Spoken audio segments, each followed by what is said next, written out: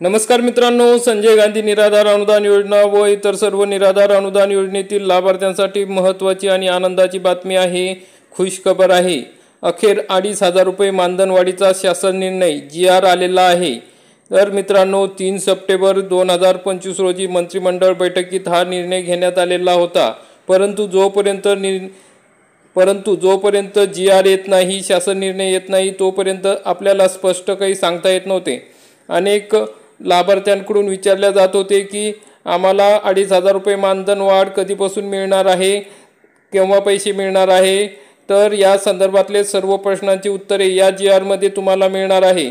तरी मित्रांनो, अतिशय आनंदाची बातमी आहे, खुश खबर आहे। तर चला बघूया GR मध्ये काय माहिती दिली आहे।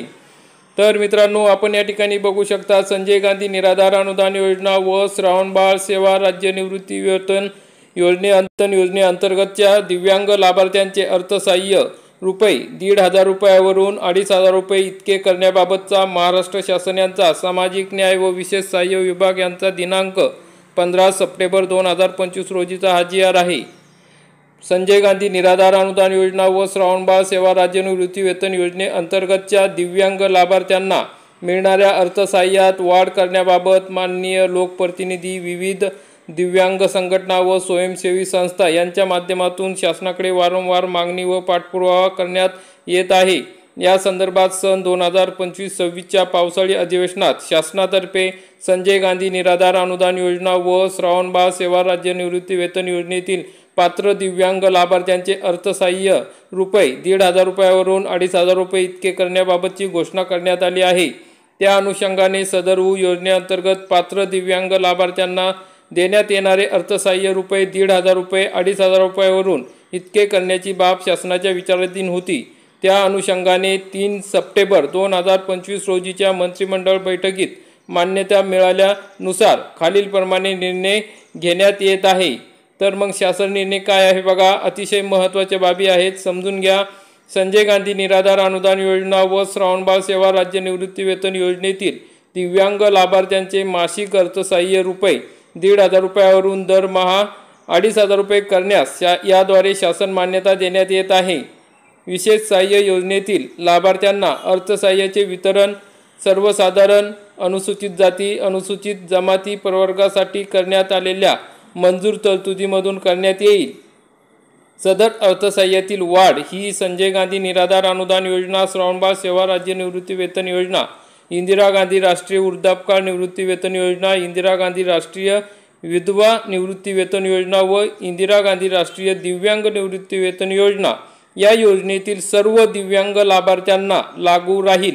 म्हणजे मित्रांनो, इतर टक्केवारी किंवा इतर कोणतेही निकष या ठिकाणी लागलेले नाही। ज्यांचे 40% वर दिव्यांग प्रमाणपत्र आहे, UDID कार्ड आहे, त्या सर्वांना या बाबी लागू आहेत। सर्व दिव्यांग यासाठी पात्र आहेत। त्यामुळे आता हा एक गैरसमज दूर झालेला आहे, टक्केवारी वगैरे कुठलीही नाही। तर सर्व दिव्यांग बांधव या योजनेसाठी लाभार्थी आहेत। विशेष सहाय्य योजनेतील लाभार्थ्यांना अर्थसहाय्याचे वितरण DBT पोर्टलद्वारे थेट त्यांच्या आधार संलग्न खात्यात करण्यात येईल। सदरची वाढ ही माहे ऑक्टोबर 2025 पासून लागू राहील। अतिशय महत्त्वाची बाब आहे। कधीपासून राहणार आहे, तर ऑक्टोबर 2025चं जे पेमेंट होईल, वेतन होईल दिव्यांग बांधवांचं, ते 2,500 रुपयाप्रमाणे येणार आहे आणि ही वाढ पण ऑक्टोबर महिन्यापासून मिळणार आहे।